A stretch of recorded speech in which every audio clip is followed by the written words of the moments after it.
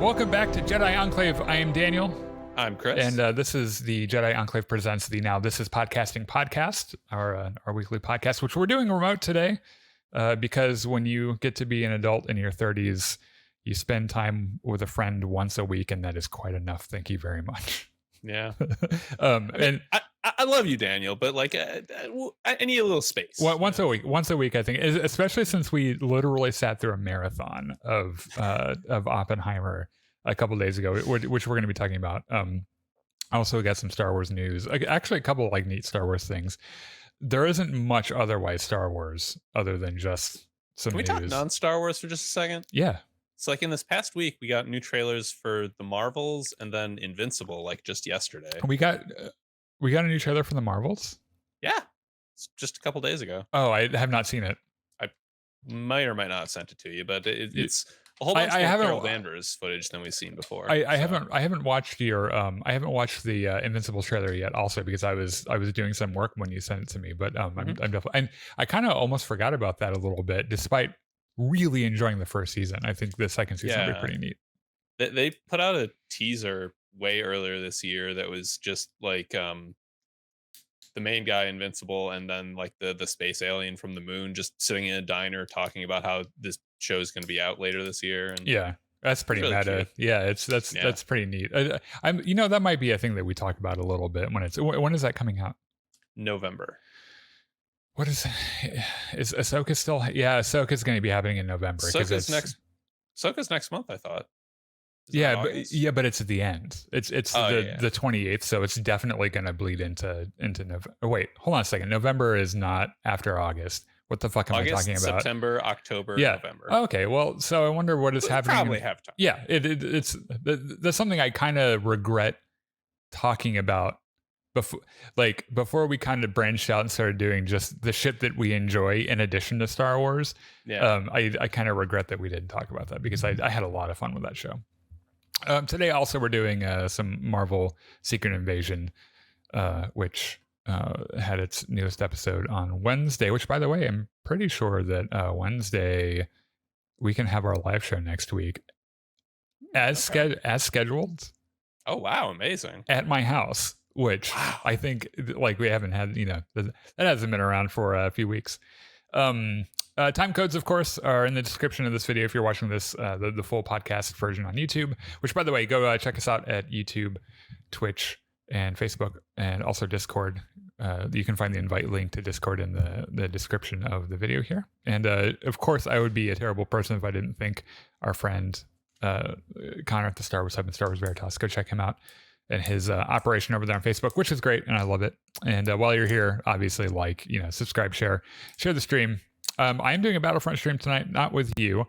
However, with I'm pretty sure we're still on for it, but I'll be joining the British boys tonight, who I have not talked to in a while because they're kind of they're so amazing at this game that they just kind of retired from it because they haven't had a real challenge in like months.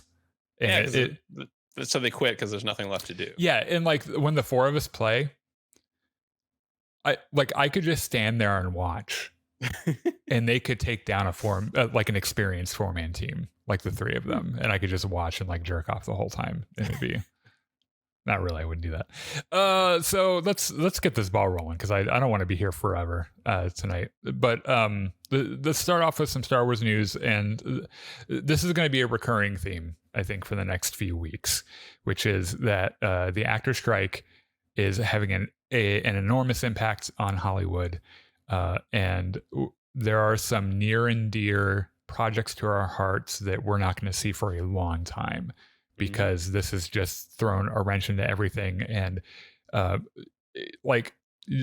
urging you there listening, not you, Chris, because I think we have the same views on this, but try to resist the urge to get really upset at actors and writers about this, because it is not their fault. It is not too much to ask to be paid for the work that you do and to be paid fairly for it.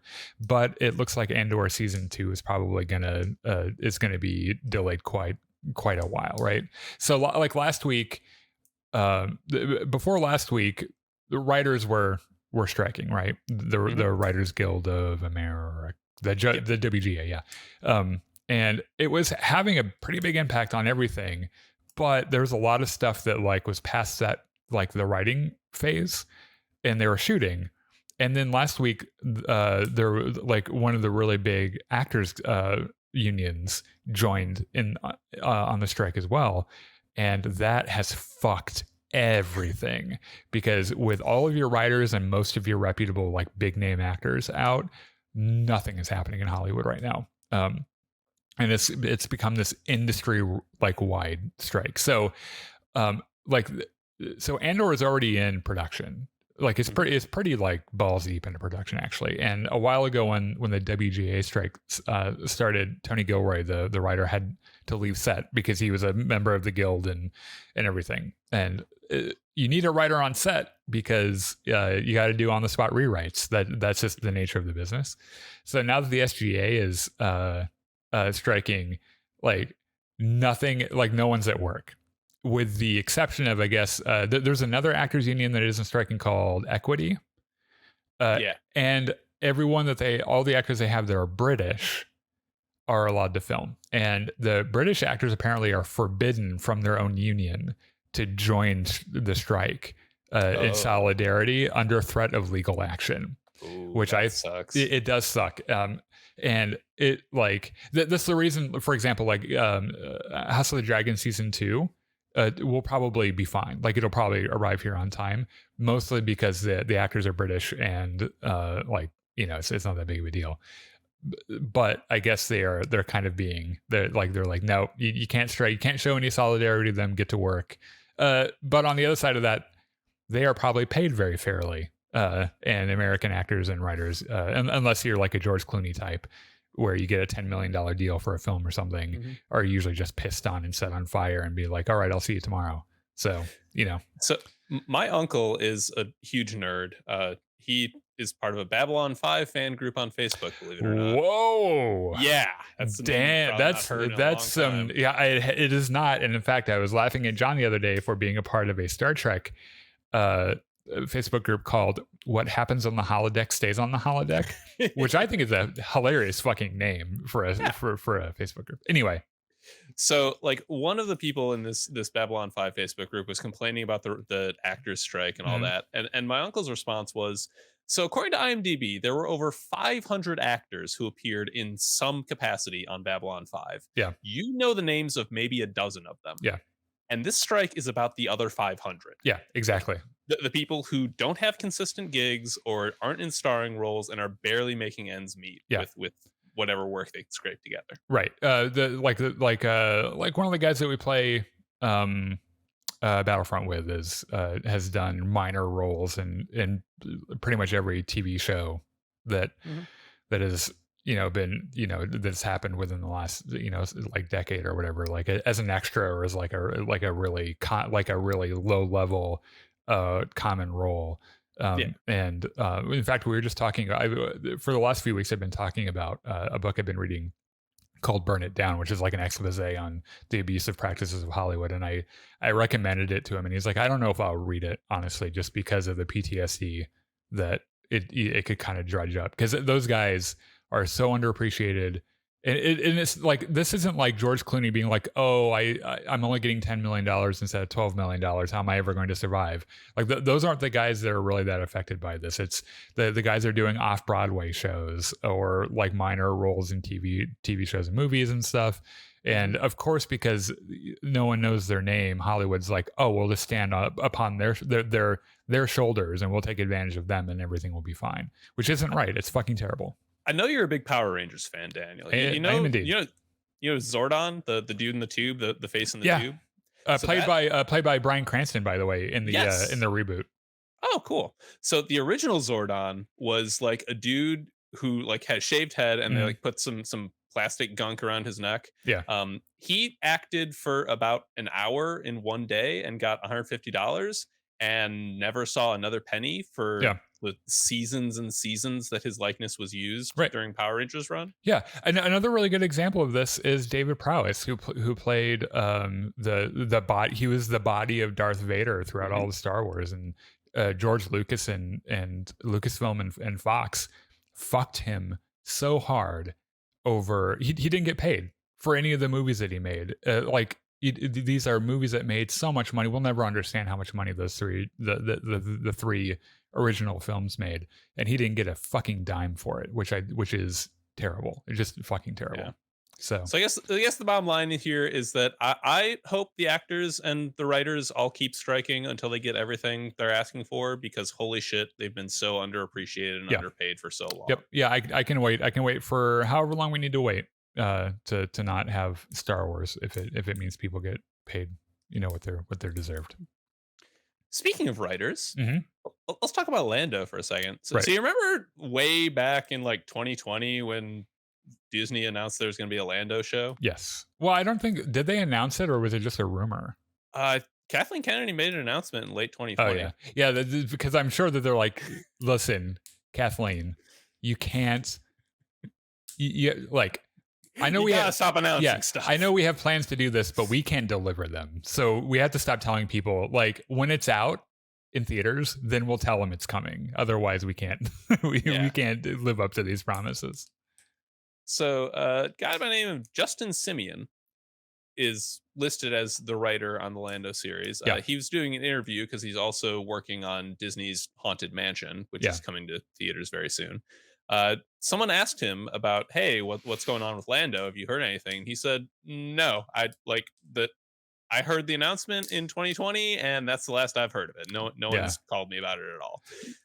Yeah, So this paired with the news that was coming out last week about them scaling back the number of Star Wars and Marvel Disney Plus shows that they're doing. It is a kind of a death blow to this. I don't think it's gonna happen. that plus the strikes, Yeah. like if we see Lando, it's not going to be for 4 or 5 Yeah, years. it'll be for quite a while, which is too bad because Donald Glover is like kind of made for that part. He's so good. He is the best part of Solo: A Star Wars Story. Yeah, I agree. And Yeah, you know what? I don't think it's controversial to say that, but like, I don't holy think so shit, either. he's so good. And it's funny because I like that movie actually has some, like, if you look at it kind of objectively and not like you've watched a bunch of fucking YouTube videos and gotten your opinion from them, there are some good parts of that movie. Mhm.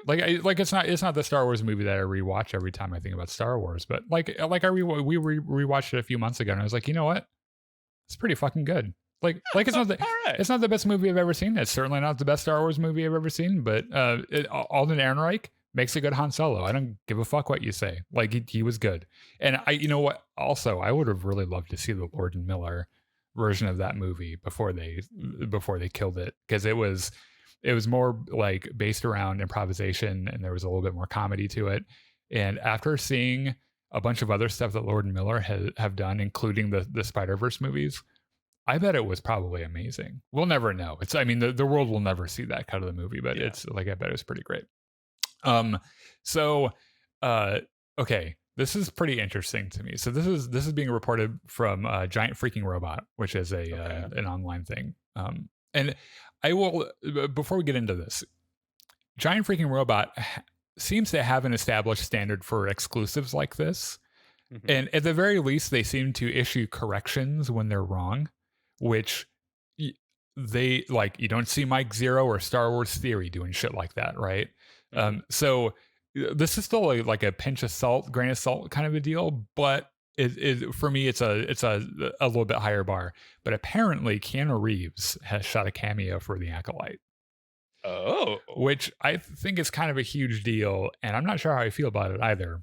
But I'm 100% in favor of this. I'm not sure if I am. So I've mentioned this one thing a billion times to people. I don't think I've shown you, like, I've showed you all of the super critical things you need to see in Game of Thrones, right? Mhm. Like I would pull you to my house and we'd watch an episode. Today we're gonna watch the Battle of the Bastards, right? And it's like all the big snapshots. You probably didn't get to see Ed Sheeran in Game of Thrones. I don't think I did.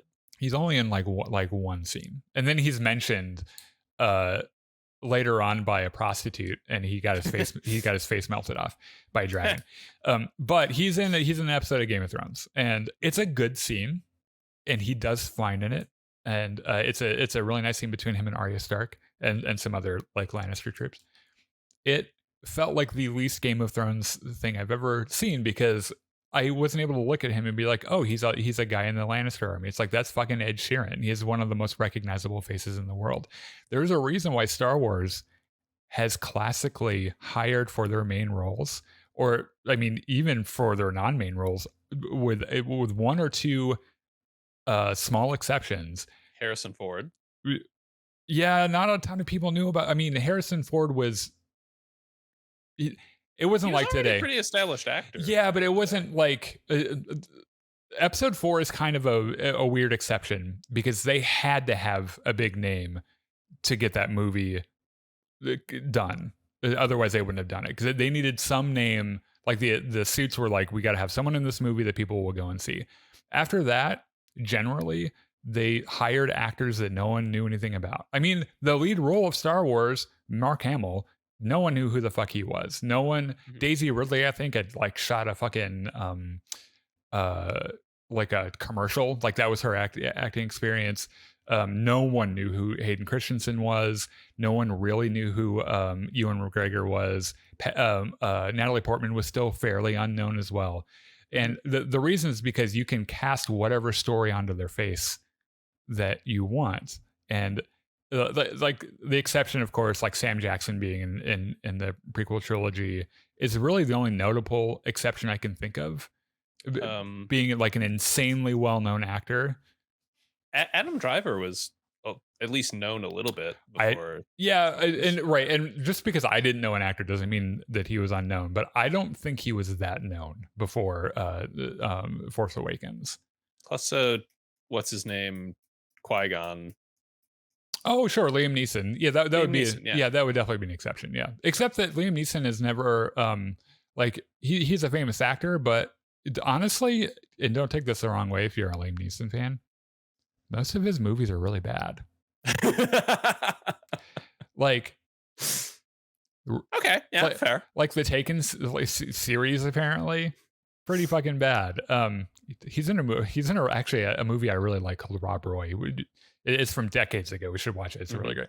Anyway, so that's my concern about it. However, the thing that like sits on the other end of the scale for this is the fact that he looks like the most Jedi motherfucker I've ever seen. Like Keanu Reeves might be a real life Jedi. So like if he looks the part and he's good in it, like I think it'll matter a little less that he's so famous. So the reasons I'm totally in favor of it are, first, John Wick, where he does some really good action stuff. Yeah, the dude's a fucking genius. He's a very talented martial artist as well. So he does like his own or at least a lot of his own stunts and shit. And you know what? People undervalue, except for the people who've seen it. People undervalue John Wick. I'm not generally a run and gun action movie kind of guy.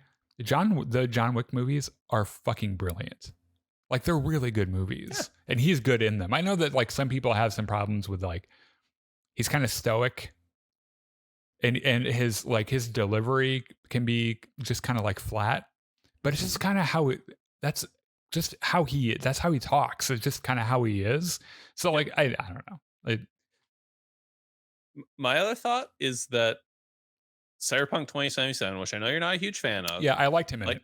It features Keanu Reeves very prominently as like a 3D graphics version of himself. Yeah. And it works. Like he fits in the world. Yeah, that was one of the parts of the game that I really enjoyed. I liked him in that a lot. So I think with good costuming and good makeup, I think it could be a very good cameo. Yep. And it also, like, first of all, this might not even be real, so it could all be for nothing. But also, it could be this tiny little thing too, which you know, in retrospect, could be like, oh, why were we freaking out about this in the first place? Could be John Williams in Episode 9, right? Yeah. He's just a dude in the cantina. That's my favorite Star Wars cameo. I think he just looks like what am I doing here?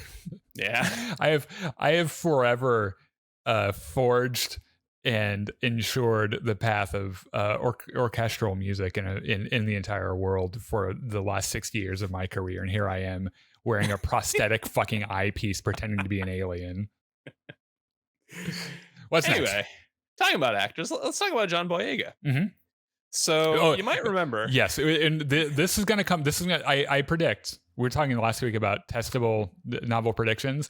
Yep. I think that what you're about to tell us about is going to start popping up once or twice a week now for a while, or at least for the foreseeable future. We're going to start seeing more and more John Boyega stories. Maybe. So you might remember after episode 9, John Boyega was very unhappy with how he was treated and how his character was treated, and with Yes. Star Wars in general. Yes. And in fact, you go ahead and do your thing, but I want to add something to this because Yeah. I know that that people are always really shocked to know how much I love The Last Jedi. But just like everything else that exists, nothing is perfect. And there's a very specific writing thing with John Boyega that I really dislike about The Last Jedi that we're going to talk about. But go ahead. Okay.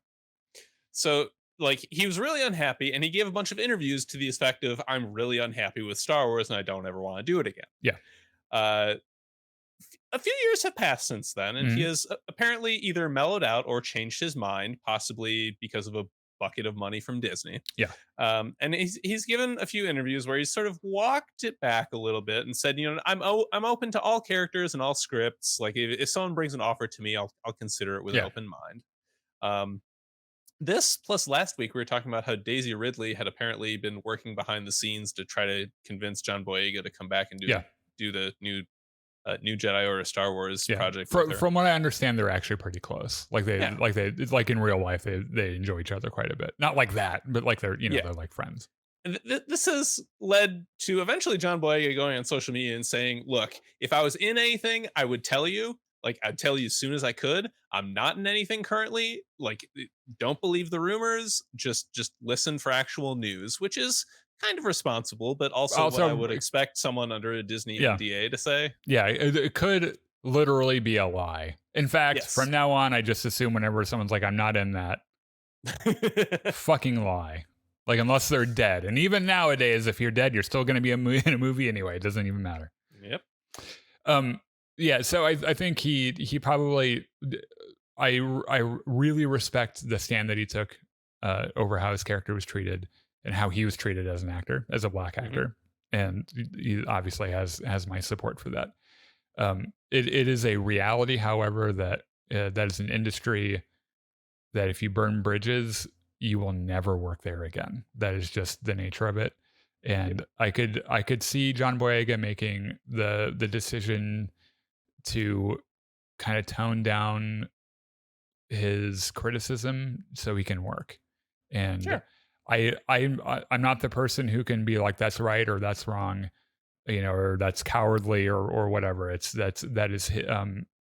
his torch to bear, but you also have to work. And if his dream is being an actor, maybe he'll use it. He'll find a good balance of be an actor, but also try to change things in a way that still gets him work.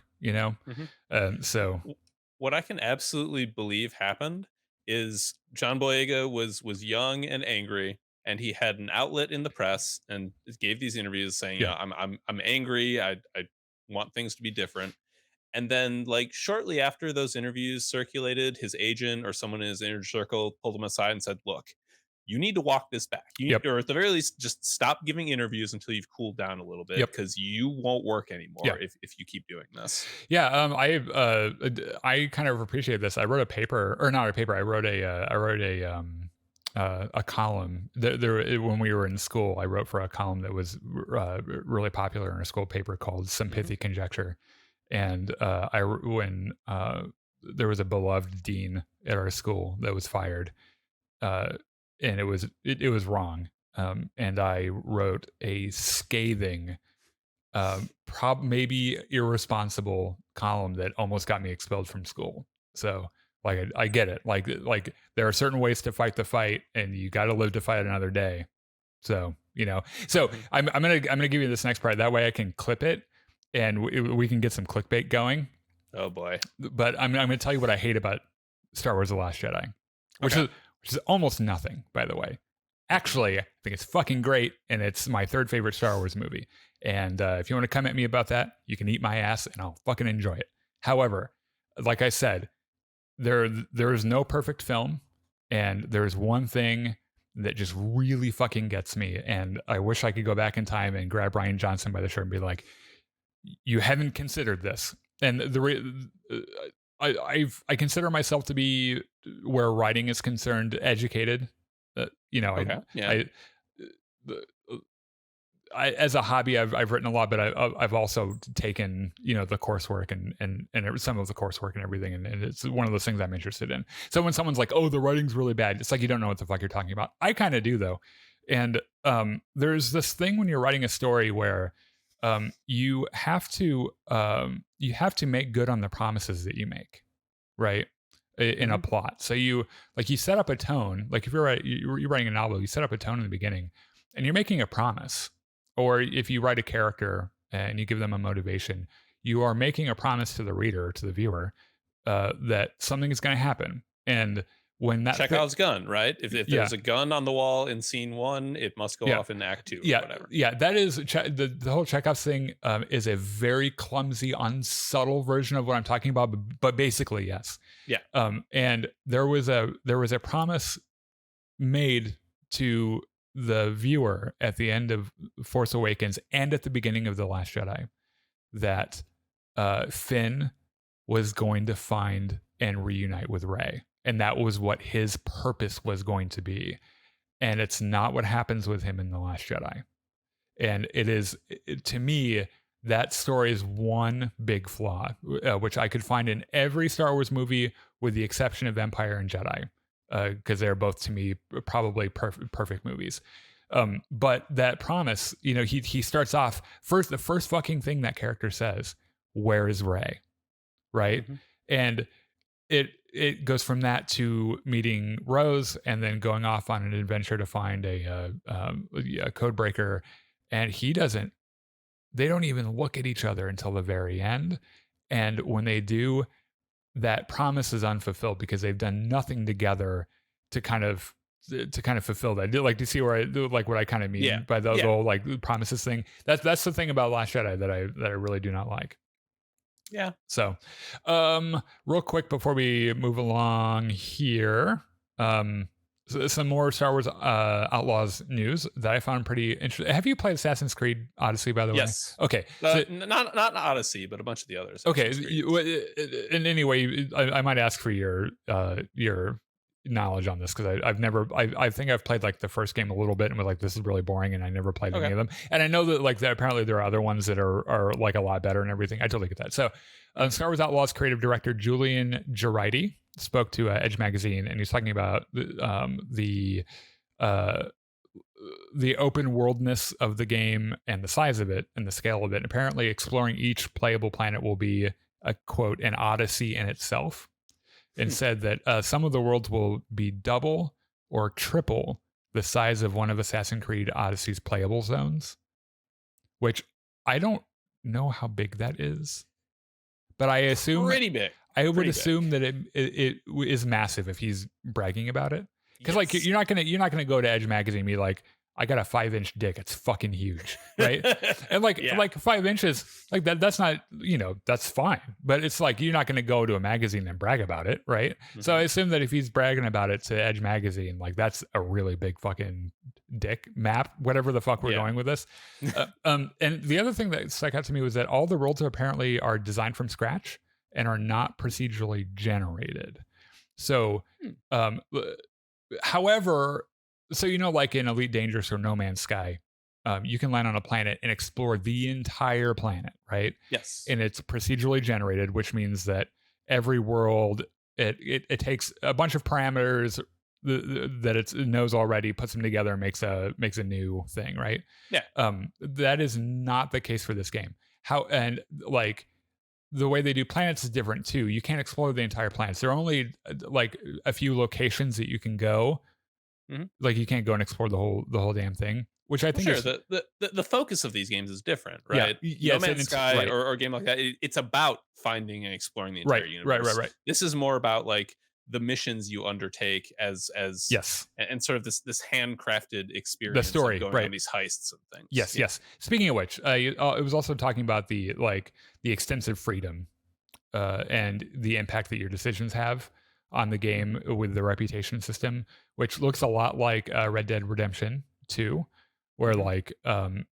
like you meet a guy and like yeah, you could get a mission for him, or you could just shoot him in the head, and then have the cops after you, and then everyone's like, "Oh, you just shot a guy in the head. That's fucking terrible." And at the end of the game, like there are like 3 or 4 different endings that you could get, and they're drastically different. Well, within its own thing, but like it's not like I've heard of these kinds of games where like you're made to think that your decisions impact the story, but at the end it really doesn't matter what you do. Like it's like the end is the end. So what Mass Effect is the poster child for this, right? Which I have not played all the way through, but I've heard that exact thing is that's a big problem with Mass Effect. Your choices matter in that they are very cosmetic, and you get various blue or red points. But when you get to the end, it's basically just the end, right? So I don't know. I'm excited about this game. They've given me enough for Star Wars Outlaws that I am now kind of like, give me this fucking game. Like I want to play it now, which is funny because pretty neat. It is. And I'm also trying not to get myself whipped into a hysteria over Starfield. But I think it might be too late because I've been looking forward to it for so long, and they put it off a couple of times, and now like it looks like they can't put it off anymore. Like it's because it kind of seems like Xbox's general well-being might hinge on this game. And so like they're like, this game needs to go out or we might go bankrupt. Like I'm because that comes out in like September, I think, right? And does it? It comes out pretty soon, and I'm like trying not to have a constant erection about it. One of the guys that we play Battlefront with like went and bought the collector edition watch and shit. Yeah, and I was like, I'm not going that balls deep because I don't want to be upset. You know, you're like, you're gonna get it. It's gonna be some like shitty $10 Walmart watch with some paint on it or some shit. So, let's talk about some Marvel. Also, we don't have Battlefront after this, so like we can go a little long, we can go a little long, but I don't want to be here forever. We're not going to go all 3 hours of Oppenheimer because while I love that film, that just isn't very interesting to listen to. There's just too much, right? Yeah. Before we move along, though, Chris says, by the way, we're live right now, so if you want to throw something in the chat and say hello, or run over to the voice channel of our Discord and put something there, I'll read it when it makes sense. Chris says, "May the force be with you, Daniel and Chris. Thank you for both being one of my favorite Star Wars channels." What do you mean one of your? Why are we not your favorite Star Wars channel? I demand an answer. Igor says, "Hello, Jedi. Hi, Enclave." Hello. And I'm not sure which of us is Jedi and which one of us is Enclave. And I've never thought about splitting us up like that, but here we are. All right. So there was a new episode of Marvel Secret Invasion on Wednesday. Yep. Which at this point is just Marvel Sam Jackson being a badass. Yeah. That's like the subtitle of the show. Most people probably, if you care about it, you've probably seen it by now. Since it's like usually we do these like the day of, and so spoilers are kind of a big deal. However, I guess not a ton of people are watching the show, which is too bad because it is really good. It's really good. Yeah, like if you at all liked Andor, if you at all like the Bourne movies, like this is the show or for any you. spycraft kind of thing. It's really good, and I totally get it. I know that there have been some Marvel shows that have been just kind of like lukewarm. Yeah, like Hawkeye was fun, but I didn't love it, and honestly, Captain America or Falcon and the Winter Soldier. Yeah, I didn't hate it, but it was like I haven't even seen it a second time yet. That show had some very troubled production. Yeah, and so did right, and so did Hawkeye.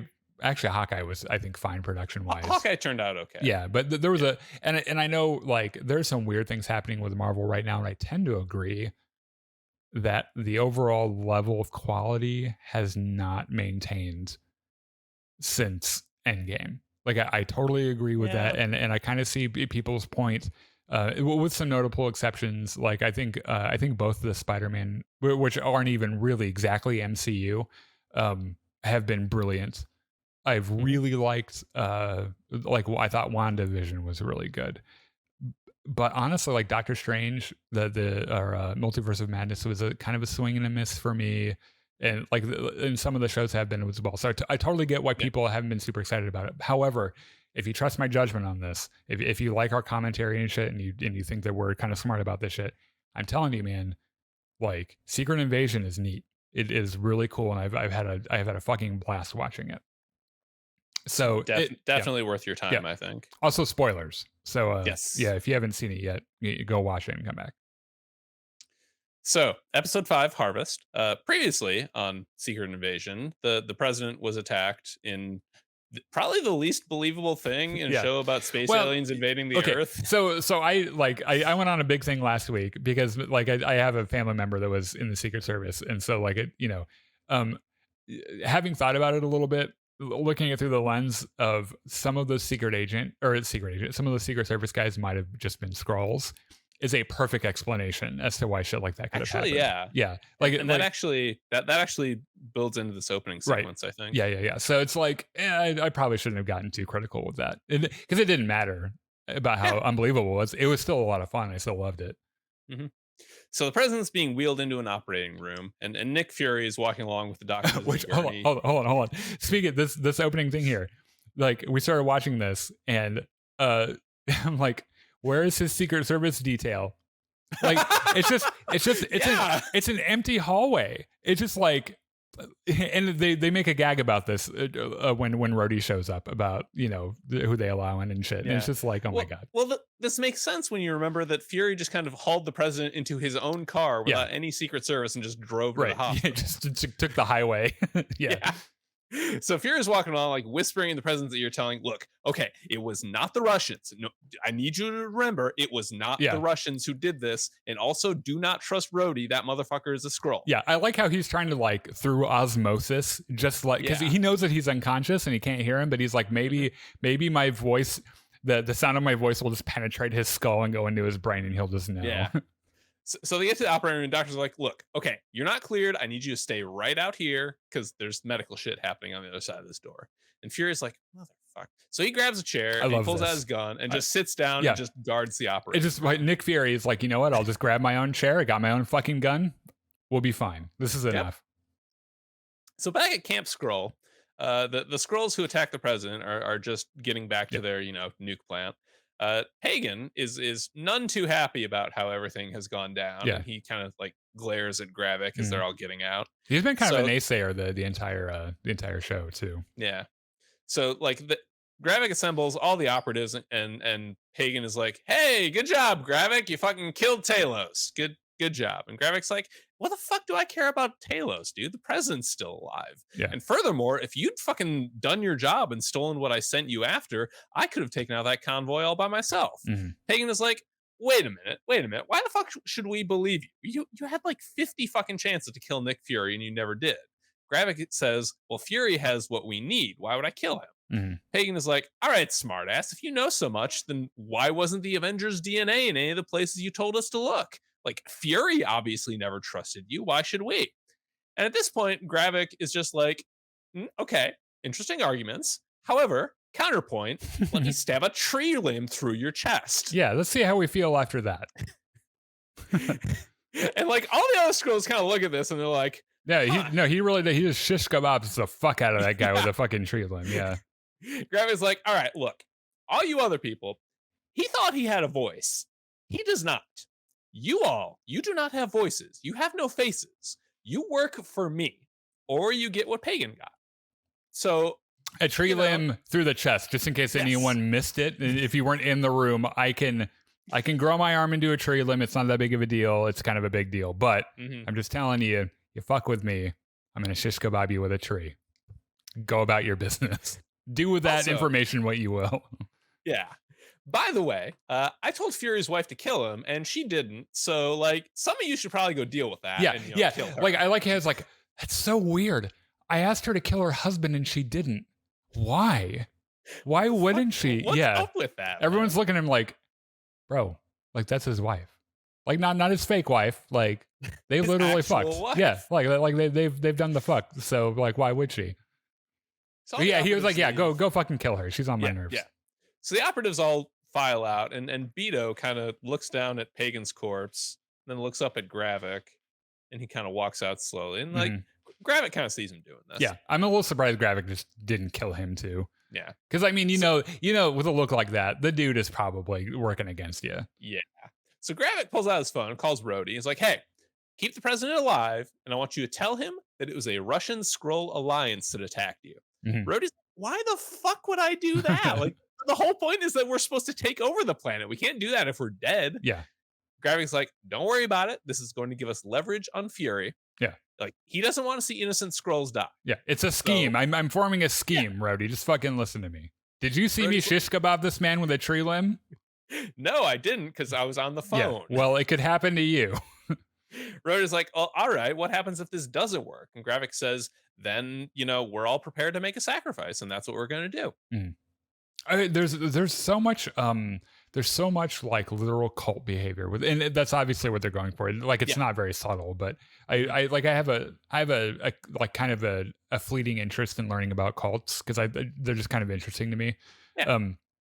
And there's a really good scale of how to determine like the difference between like you wouldn't call mainstream religion like normal garden variety Christianity, you wouldn't call that a cult, but you would call Scientology a cult.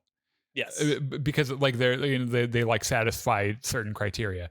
And like Gravik's whole operation is like check marks down the fucking row, like absolutely 100% cult. Mm-hmm. So Rhodey gets to the hospital and he asks the doctor, "Where's the president?" And she points him down the hall. He's like, "Motherfucker, these people giving out classified information." Just tells the Secret Service guys, fucking lock this place down. Yeah. So Rhodey's walking down the hall and Fury just comes out of nowhere, slams him up against the wall, pulls his gun on him, and is like, hey, how we doing here? Rhodey's like, "Hey, thanks for saving the president. Now get the fuck out of here." Fury's like, "Why the fuck would I leave the president with a Skrull?" Yeah. Rhodey says, "Well, you see, in order to out me, you have to kill me, which you're not going to do because the Secret Service will kill you and you're not ready to die." I swear to God, this could be the brilliance of Sam Jackson. There for a moment, I saw in his eye just the thought, like, I just might kill you. It might be worth it. Also, this is not technically true because he could have pulled a Sonya and like chopped his finger. fingers. Yeah. But you would expect that he would know something like that. I mean, his wife is a Skrull, so you would expect that he, but it wouldn't matter because like you expose him there in front of the Secret Service, but they're all Skrulls too. So like, who the fuck are you going to tell, Also, Rhodey continues, that footage of you killing Maria Hill? Well, that's about to go out to every single major news organization on the planet. Not cool, man. Not cool. You might want to start running before, the police in every single country in the world come after you. Fury's like, "You motherfucker." He just pistol whips him and walks away. Yeah, I like he does. He just gives him he doesn't even knock him out. He's like, I'm gonna hit you and it's gonna hurt. And it's just gonna be for me. Just because I'm mad at you. Yeah. So Fury's walking away. The entire fucking Secret Service runs down the hall and pulls their guns on him. Rhodey's like, "Seriously, stay the fuck away from the president." Fury's like, "All right, you tell Gravik I'm coming to fuck him with a 9mm." And Rhodey says, "Okay, that's a little bit weird. Maybe you should deliver that message in person because I don't feel like I could properly convey the meaning here." Also, with or without consent. Which we could all probably get. Yeah. We'll let you guess. So we get the opening credits, and then we go to London, where the SIS director is watching a news report on Fury shooting Maria Hill. When Sonya walks into his office, and she's like, "Hey, how you doing?" He's like, "Do you really think the Skrulls are invading the Earth?" And she's like, "Yes. In fact, I think there's a Skrull in this office right now." And she points a gun at him. And he's like, "What the fuck are you doing?" She's like, "You're going to tell me where Dr. Rosa Dalton is." And he doesn't answer, so she's like, "Okay, great." She shoots him in the leg. And two SIS agents come running in with guns drawn. They're like, "What the fuck?" And she's like, "What is happening? I don't know." What? She's like, "Actually, if you look at this man's hand right now, it's kind of green. And not like he's sick or anything. It's literally green because he's a Skrull." So she turns back to the director and says, "Look, you aren't technically protected by any laws or policies right now. So if you don't want me to horribly torture and kill you, you should probably tell me what I want to know." I love this character. She's so good. Also, I don't know what I think it was just the way that she like pointed her gun when she first walked in there. I really thought she was just going to shoot him in the head without asking any questions. And No, I can I kind get of it. see it, but Yeah, it's not no, I really get her it. Right, style. right. She's not like she's not just malevolent, Yeah. and the information matters more than anything else. But Yes. there for a moment, I was like, she might just ice that dude just without any questions. Yeah. Like with Sonya, the malevolence always serves a purpose. Yeah. Well, everything. It's. I really wonder what her like when she's alone, no one's watching, what her general personality is, because I feel like every little interaction she has is some kind of facade that is like crafted to get an angle, like her real friendly bubbly thing Yeah. is very disarming, and or she could just cut your fucking finger off and torture you. She's got that part of Yeah. her too. Basically, Marvel, we need a Sonya show. Yeah, oh yeah. Just Sonya solo movie. Yep. Anyway, so back at Camp Skrull, Gravik is just chilling in the cafe, and Beto walks up and says, "Hey, can I talk to you?" And Gravik's like, "Yeah, sure. Well, what's on your mind?" And Beto's like, "So about how Pagan and how you kind of stabbed him with a tree limb." Gravik is like, "Well, yeah, he failed us. Are you scared?" And Beto's like, "Yeah, a little bit." You shish kebabbed a man with a tree. I am a little scared. Yeah. So Gravik's like, "Oh, hold that thought. I'm getting a call." And it's Rhodey, who says, the president is out of surgery and he'll steer the president into attacking Russia now. So, and Rhodey hangs up. And, Gravik had been walking through the cafe while I took this call. So he hangs up. And then a Skrull like slams him in the back with a sledgehammer. Mhm. And another Skrull pulls a plastic bag over his head. And they're like trying to kill him because they've had enough. Yeah, they're doing a little mutiny. Yeah, it goes pretty well for them for about a minute, and then Gravik has had enough of their bullshit. Yeah. Reverts to Skrull form and just starts beating the shit out of all of them. Yes, I appreciate that Gravik isn't just a cult of personality. Like, for example, and I'm not saying this should ever happen, okay, but Mhm. like if Donald Trump were in this situation, he would just fall over. He's just dead. Right. But I appreciate that Gravik isn't just a doughy, fat, feckless idiot. Sure. That like people follow. He's fucking deadly, right? Like he's a really good fighter, and he's a really good tactician. And it takes literally like you got to bring more than 6 guys to the fight if you're going to beat him. Yeah, like they brought 4 and they fucking lost. Yeah. So Gravik fucking grabs Beto, throws him out the window of the cafe, comes out screaming, "Who wants a piece of me? Anyone else want to try while we're doing this?" And Beto's like, "You're a fucking monster, man." And Gravik just grabs this knife that he had taken from one of the other Skrulls and just slits his throat right in front of an audience of like 30 of his best operatives. Yep. Yeah, he's like, "Yes, I'm a monster. I'm also part tree now." Yes. So and all of you, just in case any of you were thinking of trying this, I can also slit all of your throats or impale you with tree limbs. Yeah. So depends on what day it is, what mood I'm in. Yeah, just let me know what you prefer. Yeah. So Fury is sneaking around London because the cops are after him, and he kind of he's not sneaking very hard though, is he? I thought that was really he get like look, like the best way to blend in is to not look like you're trying to blend in. Just be natural and just walk down the street, right? Which he does very well. He has a swagger about him that I really appreciate. So he lets himself into the building where he organized his Skrull spies back in like 1995 or whatever.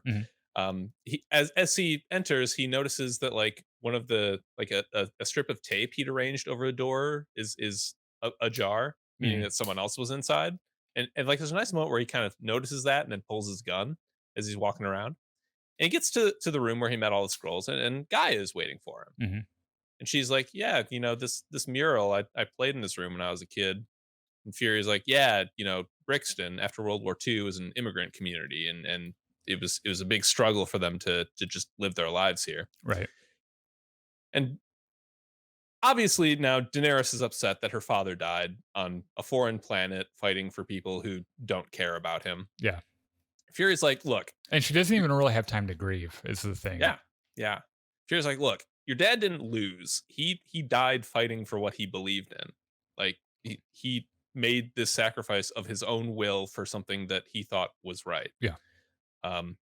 Also, before he died, your dad told me that you're a super Skrull. Kid, what DNA does Gravik have? And she says Cull Obsidian and Flora Colossus. Yeah. Because but only because he only has those two because he couldn't find the harvest. Yeah. And Fury hears the words "the harvest" and he's just like, "Oh shit." Yeah.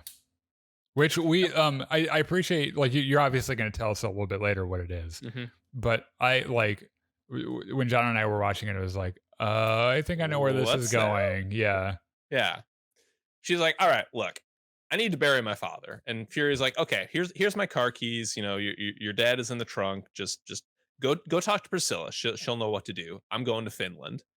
And then the sirens outside. He's like, "Ah, shit." So he starts running from the cops. Uh, we cut to Sonia, who is looking through a microscope in this delightful like greenhouse in an English house. Yeah, in it's the like a little country. cottage. Yeah. Yeah. And the couple who own the house come out there, and like the dude has a shotgun, and she's like, Who the "Oh, fuck are hello." you? She's like, "Oh, hello, Skrulls." Now, you have a choice. On the one hand, option one is I could be your bestie. Or option two, I could fucking murder the both of you right now. Yeah. In front of one another. Yeah. Like, I don't really have preferences either way. So you just tell me what you want and we'll make that happen. And the dude is like, "Get the fuck out of here." And she's like, "Nigel, you ignorant slut. I'm going to have to like fire you or shoot you or something." The dude's like, "My name is Victor." And she's like, "Ah, yes, but Nigel is the guy behind you with a gun pointed at your head." Yeah. He's like, "Oh shit, I guess he is." Yeah. Nigel's her dude though, because what she actually says is Nigel, I'm going to have to.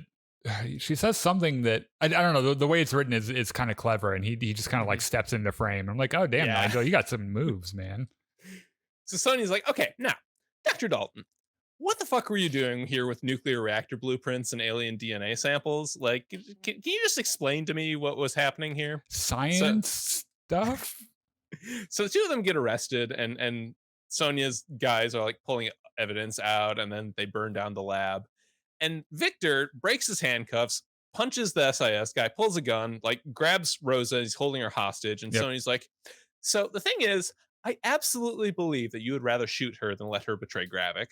So instead of letting you do that, I'm just going to shoot you." And Yeah. she shoots him in the head. In the fucking forehead. And so they can get away with stuff like this because like Skrull blood is purple. Mhm. And I think that's how they get around it being a rating issue, because it's not like red blood. Yeah. It doesn't really look real. But she shoots that motherfucker right between the eyes. Yeah. Stone cold murders him Yeah. right there. Damn. Yeah. So Gaia is like out in the car, and she has a moment like just sitting in the back of the car with Talos's corpse, and Emilia Clarke does a really good understated performance in this scene, just sort of just sitting there. Yeah. Not even any dialogue. She doesn't really move. It's just her face and her body language and it looks like genuine grief to me. Yeah. So she goes up and she knocks on the door and says, "Hey, Priscilla, you here?" And there's no answer. So she kind of like forces her way in and very cautiously draws her gun and is walking around. She gets to the kitchen and Priscilla steps out pointing a gun at her and Yeah. says, "Oh, so you're the one here to fucking kill me." And Guy's like, "Actually, no. no. Like, my hands are up. Like, Fury told me that you Yeah. would help bury my father." So cut to Why are Rhodey. there people on the way here to kill you? So Rhodey goes to see the president. He's like, "Hey, Mr. President, how you doing? You look like shit. Would you can I interest you in taking out some frustration with bombs?" You're So, an like- American. This will make you feel better. So don't get mad, but there are Skrulls on Earth, and they helped attack you. And oh hey, would you look at that? We have satellite footage showing that they're living in Russia. Yeah. So like our allies are totally on board. You know, Sonia at SIS helped me get this footage. So why don't we just fucking send in the troops and bomb the shit out of Russia? Yeah. The president's like, "Wait a minute, if we do that, World War III starts. Like that seems like a bad idea." Rhodey's like, "Well, yes, but it's either we start World War III or the Skrulls replace us and take our planet. Now, fucking sign on the dotted line. Let's get this shit started." Yeah. What's so bad about World War III? Yeah. That's not that big of a deal. So Fury is in a car just riding along. Sorry. By the way, what rank? What job does Rhodey have where he's the sole person that has the president's ear over stuff like this? He must be like the Secretary of Defense, maybe? Maybe. Because if he was Joint Chiefs, he'd be wearing a uniform. right? Well, He'd be he in does wear a uniform. uniform, but I believe he's a colonel, which would be a No, very low rank to be on the Joint no, Chiefs of Staff. he just wears a suit. Uh, oh yeah, I think you're right. Yeah, Actually, he just wears. He doesn't wear like an armed forces uniform or anything. yeah, So he must be like Secretary of Defense, maybe. maybe. Yeah. Anyway, so Fury is just riding in a car, and Gravik calls him. He's like, and then they have a little discussion about how Fury always thinks he's a step ahead of Gravik, and Fury's like, nah, man, I need jet fuel to stay a step ahead of you. I love how condescending this is, by the way. Yeah. It's so funny. Gravik's like, okay, look, I'll make you a deal. You give me the harvest, and I'll have the president not bomb Camp Skrull. Fury's like, interesting offer. Counter offer. You stay right there, and I will come kill you. How's that sound? I don't like that as much. So Fury gets on this private jet, and he gets greeted by Mason. I actually had to look this up. Mason, Black Widow's fixer from the Black Widow movie. When John and I watched it, I recognized him immediately. I don't know how, and it prompted John to want to watch Black Widow again. So yeah. So Mason says, all right, so, like, we have to ride this piece of shit, which is actually a pretty nice private jet, because the helicarrier got retired, just like you should be, you old fucking coot. Yeah. Now, here's your fake passport, and you gonna thank me? No? Okay, well, fuck you too. Yeah. By the way, it's a couple hours to Finland. You should take a nap, because you seem really grumpy right now. You old fuck. Yeah. So Guy and Priscilla make a funeral pyre for Talos in Priscilla's backyard, and Guy is like, Talos was our fucking leader, dude. He should have had an entire procession with every single Skrull marching in it. And Priscilla's like, he was never one for big hooplas like that. So Daenerys Targaryen puts her mother's ring on the wrapped body as a sort of, funeral offering. And she says, I don't actually know the prayer we're supposed to say at this point. Priscilla's like, don't worry, I got you. So I'll make one up. Yeah. So she's, praying in the Skrull language as Gaia lights the pyre, and it's the end of Return of the Jedi where Luke burns Vader. She looks off in the distance and is like, I'm Gaia Skywalker. Yeah. So afterwards, they go walking through the house, and Guy's like, man, the last words I ever said to him was to call Talos a failure. Like, that was kind of shitty of me. I love that. I love this line here, by the way. Priscilla, I didn't actually write this line out. She said, it's because... It sounds like something you said that you thought you would have the chance to apologize for the next time you saw him. Yeah. Yeah. Priscilla's like, before the snap, I told Fury to fucking stop chasing aliens and start paying attention to the alien he married. Like, Gravik is apparently trying to kill Priscilla because insubordination, because she didn't kill her husband, which was a kind of silly thing for Gravik to have been ordered to order in the first place. But by the way, that is indicative of some outrageously delusional narcissism to think that your hold over someone would be so concrete and complete that someone would kill their own spouse for them. That's insane. Yeah, megalomania. Yeah. So she's like, I know Gravik's sending people to kill me, but I don't really want to leave because, like, I just love this house too much. Like, I picked this house. I think she said before that she even married Nick. Yeah. And because we've fucked in every room in this house. Yeah. I'm not leaving. Like, I picked this house because I wanted something that would bring Fury home regularly. With the three things he values most: lots of privacy, lots of security, and guys like, and lots of leather, right? Like leather fuck swings. Like, I know what that is in the corner. Like, you people have fucked here. Yeah.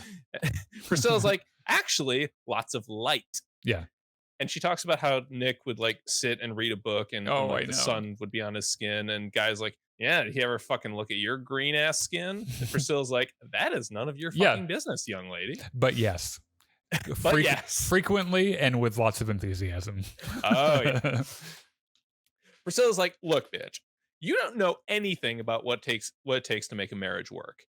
And also, if I'm going to fucking fight for my life, I want to do it right here in my place of happiness rather than running down some dark fucking alleyway. Yeah. And just as she finishes this sentence, someone shoots at them, and they go scrambling down to this greenhouse. Yeah. Or conservatory or Yeah, whatever so you want to call it. some solarium or something. Yeah. And Priscilla pulls out some backpacks and hands one to Guy and like, look, there's a gun and shit in here. We're gonna have to fight. Yeah, I've prepared for this, by the way. Yeah. I And love that this, like this whole like girls get it done moment is pretty Yeah. great. It's really good. But also, this is exactly what I would expect from Nick Fury's wife. Oh, Like, yeah. of course she has gun bags ready Yeah. to go. Of course she's ready to evacuate on a Yeah. moment's notice. That's probably why he fell in love with her. I mean, Yeah. she's his type. So they shoot a bunch of Skrulls and they're like, okay, we got to get out of here. In Finland, a disguised Nick Fury goes through customs and like he looks kind of nervous as he hands over his passport, even though he's like very obviously a tall old Finnish man. Yeah. And like the customs lady is like, oh yeah, welcome home. Congratulations on making it back to Finland. So Fury meets Sonya in the parking lot and she's like, so let me get this straight. You guys spent years and years and all that fucking money on R&D, and all you got is this little hood that can only disguise your face. Fury's like, yeah, but when version 2.0 comes out next year, it's going to cover all of me. Yeah. Which, by the way, this is technology they also introduced in Black Widow, which I thought was pretty neat. So when Sonya starts the car, there's like some fucking gangster rap on the radio, and Fury's like, this is what we're doing. And Sonya's like, this is what we're doing. Yeah, I'm an enigma. Just fucking roll with it. Yep. And they go driving off. There's a shot of Priscilla and Gaia in a car in London, and like they kind of hold hands for a moment. Then Gaia gets out to go their separate ways. So Fury and Sonya are driving through the Finnish forest, on their way to Russia, and Sonya's like, okay, so ever since I shot my boss, I'm the new head of SIS, and you haven't congratulated me on that, by the way. What a great way! What a great way to get promoted, by the way. Yeah. But also, by the way, I kind of told Rhodey about where Camp Skrull is because he asked for it, and Fury's like, "What the fuck did you do that for? Rhodey's a fucking Skrull." Yeah. And she's like, "He's a what?" Yeah, I love her expression was like, "Oh, I guess I just hadn't thought about that." Fury's like, "You say I'm losing my touch, Jesus." Sonya, everyone's a fucking Skrull. Yeah, you could be a Skrull. So Fury just repeats Gravik's plan one more time. Sonya's like, yes, okay, that makes sense. But, what the fuck is the harvest? Fury's like, well, you see, back, the Battle of Earth, when we beat Thanos' ass, just about every superhero in the universe came here and shed some blood. Yeah. And afterwards, I sent around some people to, go collect those blood samples, make sure they didn't fall into the wrong hands. And some of the people I sent might have been Skrulls. Yeah.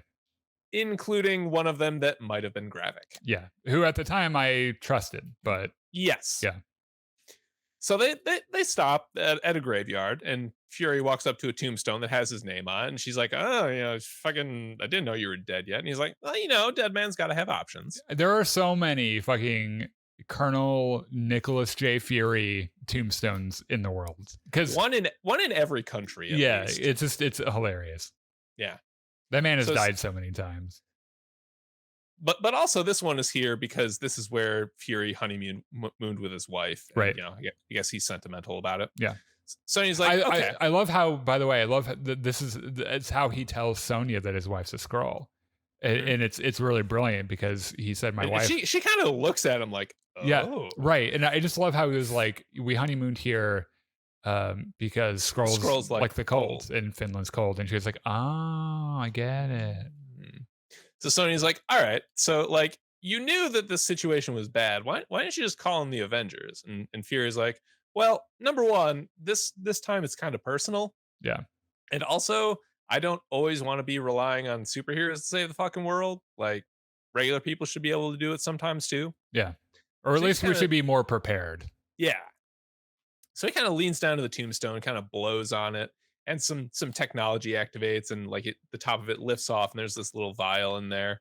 And Sonya's like, so that's the thing that Gravik wants. It's going to let him take over the entire fucking world, right? Yeah. And you're just going to fucking give it to him. And Fury's like, that's the plan. Yep. She's like, oh, goody. Well, guess we're all dead.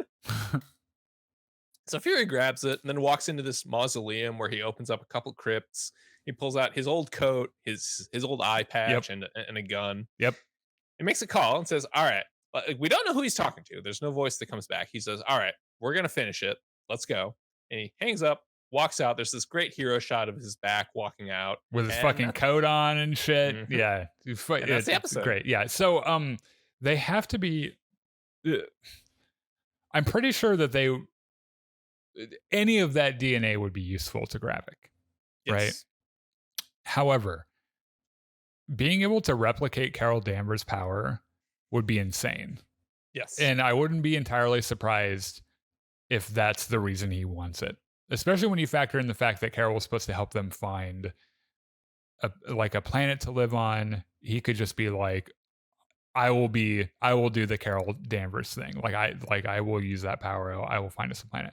Having a Skrull who is pretty much a tactical nuke in any situation.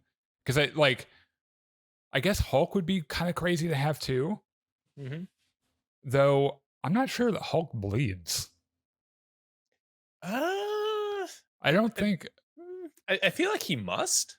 It I would don't, just take yeah. a lot of force. I don't know. I know comic book Hulk wouldn't bleed because it's just indestructible. But Yeah. like, I guess, I don't know, do you think they have Howard the Duck's DNA? Because he was in the Battle of Earth. Like having, I guess Captain America would be pretty good to have. Assuming the super soldier serum like changed him on a genetic Yeah. level, then sure. Right, yeah, because there's probably a whole group, or at least a small group of heroes who, like Ant-Man, for example, isn't super. He just has a cool suit, right? Yeah. And same with Tony Stark. Actually, he's not. Mhm. He's not like. He just is really smart and really rich and has a But cool like suit. Thor or Valkyrie or Right. any of the Asgardians would be really Yeah. useful. I imagine the hyperdrive engine that gave Carol her powers probably changed her on a genetic level. So like that could still work as well. Mhm. So that like, And on the same principle, Scarlet Witch would. oh sure, yeah, like Wanda, yeah. Mhm. So what do you? So the next episode is the last episode, right? Yes. And I don't think that I have my doubts about whether or not they can wrap it up in a satisfying way. Given it's just one episode left, I don't know. Yeah. But what are the chances that we get? What do you think the chances are that we'll get a cameo from an Avenger we know? Well, this show is pretty clearly, to my mind, meant to lead into the Marvels. So I thought so too. Yeah. I think we get at least a post-credits scene where Fury is back on his space station, maybe watching Monica Rambeau go out to touch the jump gate or whatever the fuck. hmm Um, so my question is whether Marvel is willing to keep dropping checks on Amelia Clark, because if they want to spend like if they want to give Gaia additional Super Scroll powers, they'd have to keep her around, and Daenerys Targaryen don't work for cheap. Yeah. I also wonder if because he went on his whole thing about how he doesn't want to keep calling superheroes for help. Though I would wonder if I was trying to set up the Marvels if they can't fit Brie Larson in there somewhere as Captain Marvel. Maybe after it's all said and done, because she can't show up before the conflict is over because she just end the whole thing. Yes. So like maybe right after she's done, she's like, oh, I heard that you might be in trouble, like SKRULLS, and he was like, I took care of it. Or maybe he just sends her a message on the pager or something. Yeah.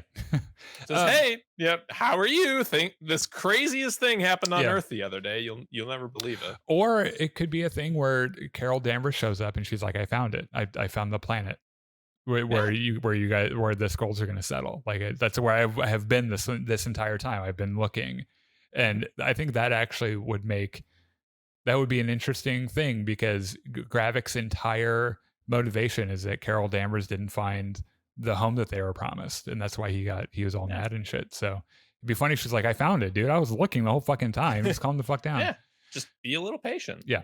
So let's talk about Oppenheimer for a few minutes. Oh man, we saw that on Thursday. Yep. And we're not going to talk too long about it because it's a 3-hour movie. I will say that 3 hours, generally, there's going to be a part of it that's going to be boring for me, but I don't think there was there was a single boring scene in all three all 3 hours of that film. I don't think there was anything that dragged. I don't think there was anything that felt extraneous. Yeah, Like everything was in service to the plot. It's just there was so much there stuff was, in the movie. and I get it. He wanted to do one film, and Oppenheimer's life is so insane and Mhm. storied that if you're gonna do it in one movie, it's got to be long. I love how it's set up. So first of all, the cast is crazy. That like there are so many fucking famous faces in it. Robert Downey Jr. is like probably the standout performance for me as well. Plays who is that? Senator Strauss, or is it Strauss, yeah. Straws? Straws, Right, yeah. yeah.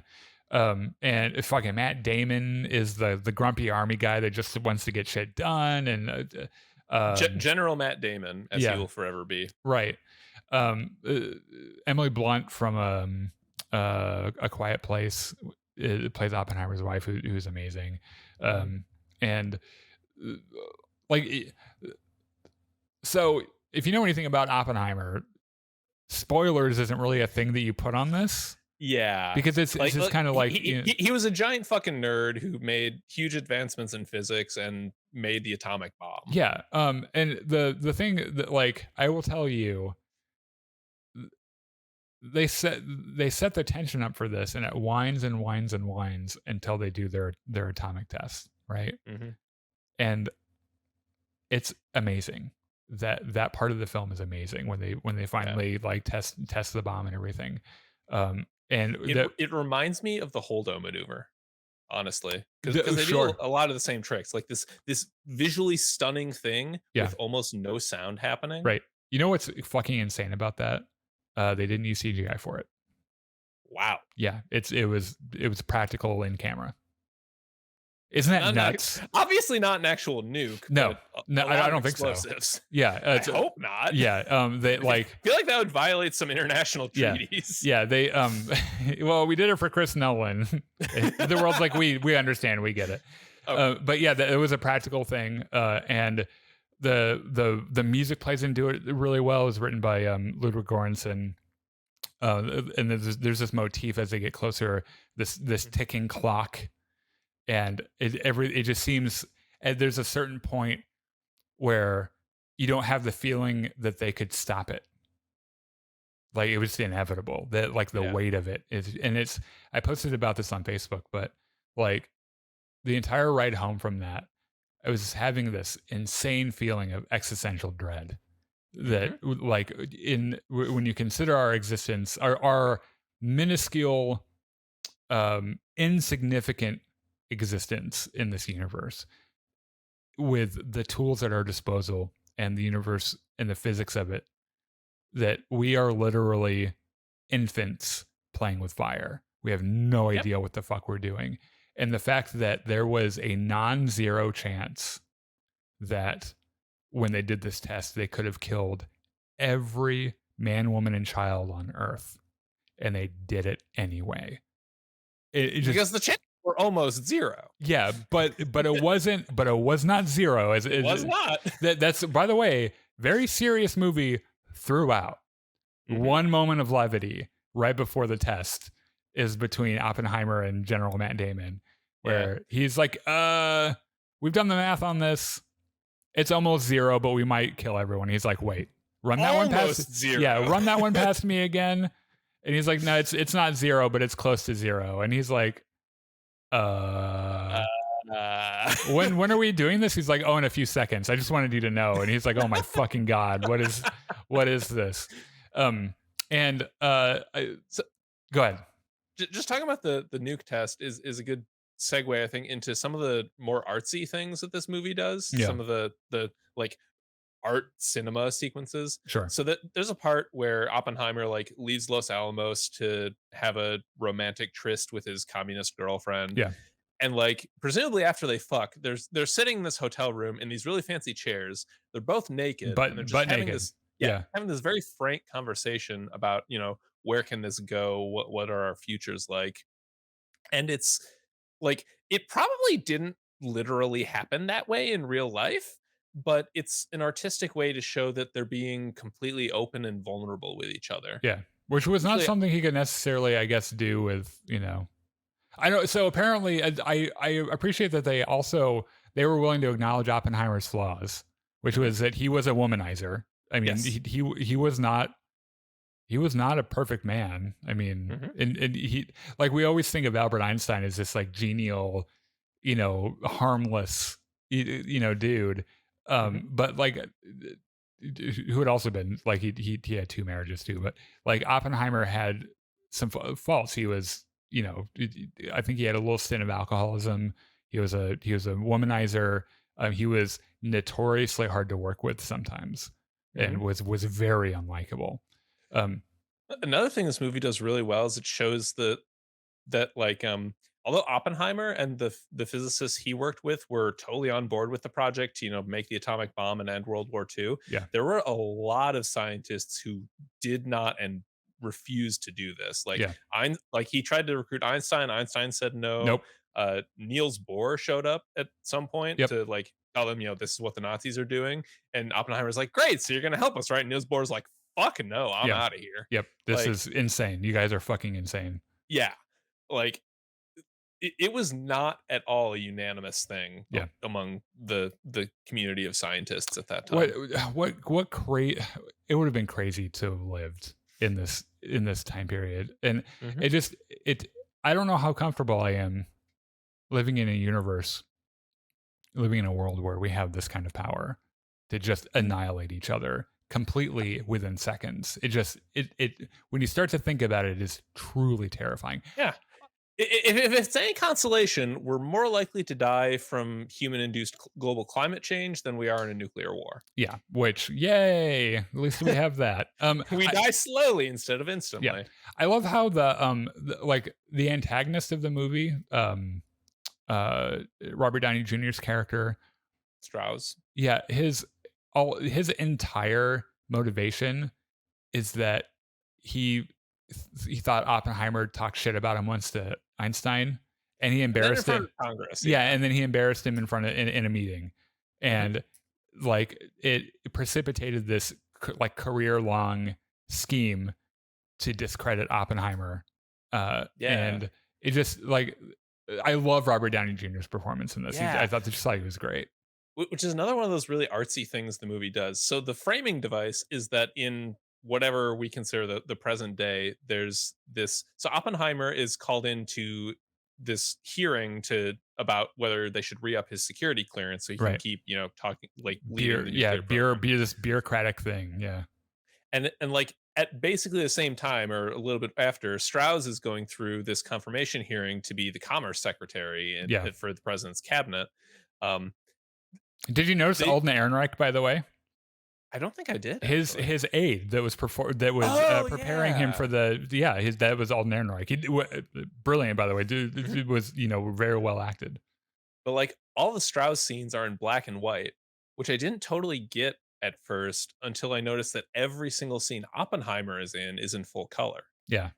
So it's meant, I think, to be this dichotomy between the 2 Yeah. characters and the way they see the Yeah. world, maybe. We could go on for hours over the brilliance of this. It really is a Mhm. brilliant movie. It's heavy.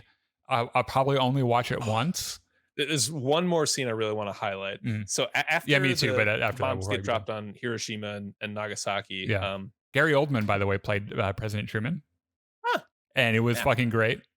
So, like, Oppenheimer's at Los Alamos with all the scientists and the families assembled in the Oh, gymnasium, the and yeah, he's giving sure. assembly. Yep. Like, he walks in, and they're all, like, chanting his name and stomping on the bleachers, and there's this huge sound that actually comes back a few times in the movie when like, he's in the hearing and like, the pressure is coming in, and Yeah. he just feels this. So he walks up to the podium, and, like, you can see everyone is cheering for him, but he doesn't hear anything. But you can hear them Yeah, moving. you hear them stomping and stuff, but you Yeah. don't hear their Yeah, voices. it's so weird. And then he, like, gets up and, like, the when he's giving his speech, there's a close up on his face, and you can see in behind him, like the background is like rippling Yeah, to show it his, is crazy. Yeah. tension and stuff. Yeah. And like he recites these, jingoistic rah rah go pro Yep. war lines because Yep. it's what the people want to hear, and he doesn't hear them cheering for him. And then as he's walking out, he looks at people and he like double takes and sees two different things. Like the first time he looks at a woman in the stands, she's cheering, and then the next time she's crying. And then he looks at a couple and like they're making out, and then he looks again and they're like kind of consoling each other. And Yeah. it's like he sees this scene of a woman, he like hallucinates that her face is peeling off Right. from fire and radiation and Yeah. shit. It's a really good way to show how conflicted he's become. I can't now that he sees what imagine. he's actually created. Right. The burden he must have. I mean, unless he was just a psychopath, the burden he must have carried. He's very evidently not, because Right, yeah. immediately after he's going around trying to get people to stop using nukes. Right. And It became his entire don't wanna do life's this. mission. Yeah. Right. Yeah. I really the last scene. I love how this film ends. Where you get another perspective of the conversation that he has with Einstein. That upset Strauss or Robert fucking Downey Jr. Yeah. And because earlier in the film he showed him some math and was like, here's the math on the likelihood that we will destroy the entire planet. And Can you just double check this for us? yeah, and Einstein was like, nope, I don't want any part of this. And Which is understandable. yeah. And later on, at the end of the film, he's like, years ago, I asked you about that math and about the about the likelihood that we would have killed the entire planet, and they talked about it, and he's like what was it about them? Like, what did you think of the math, or what is the likelihood that what did you think the likelihood of us killing the entire planet was? And Albert Einstein replies, "You've already started at that. Like, that's inevitable. Mm-hmm. Like you've started that already. So good job."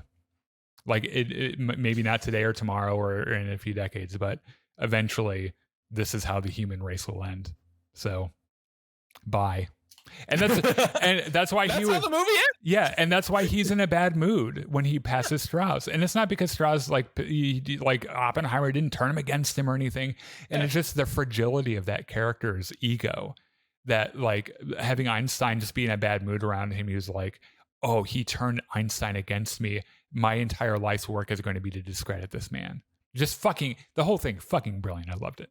John and I are going to go see Barbie. I know that these things are married together. Barbie and Oppenheimer are married together. I don't understand why you can't compare them. They're entirely just released different. on the same day. That's Yeah. One's R-rated, and so it just has impossible weight to it. The other one's the opposite of that. It's like in every respect, but we're going to go see it in a couple of days. I'll let you know what I think. So we're going to be done there. Thanks so much for tuning in. We appreciate it. Make sure you like, subscribe, do all the stuff. I'll be back tonight at 7 with some Battlefront, and see you later. Bye.